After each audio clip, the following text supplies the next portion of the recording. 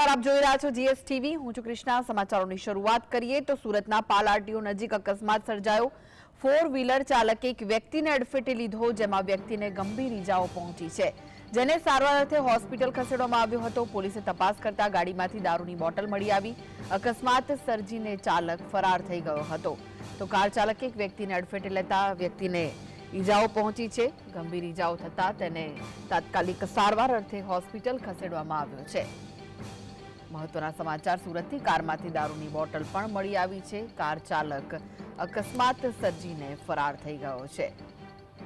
તો ઘટનાની જાણ થતાં જ પોલીસે તપાસ હાથ ધરી છે। આ વિશે વધુ માહિતી માટે જોડાઈ ગયા છે સુરતથી સંવાદદાતા સાઈસ। અકસ્માત સર્જીને જે વ્યક્તિ હતો ફરાર થઈ ગયો છે, સાથે દારૂની બોટલ પણ મળી છે, શું વિગત છે?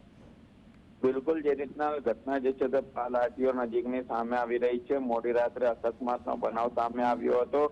ફોર વ્હીલ ચાલકે એક વ્યક્તિને અડફેટે લીધા હતા। ઇજાગ્રસ્તને સારવાર અર્થે હોસ્પિટલ ખસેડવામાં આવ્યો હતો।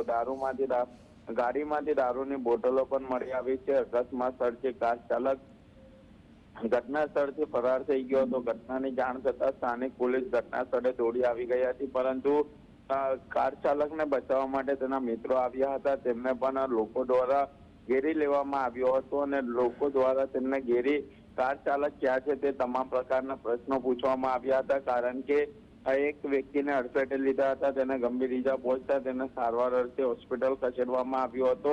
કાર ચાલક નશાની હાલતમાં હોવાનો સૂત્રો દ્વારા અત્યારે માહિતી સામે આવી રહી છે અને ગાડીમાંથી પણ દારૂની બોટલો મળી આવી છે। ત્યારે હવે પોલીસે આગળની તપાસ જે છે તે હાથ ધરવામાં આવી છે। જી, આભાર સાહિસ માહિતી આપવા માટે।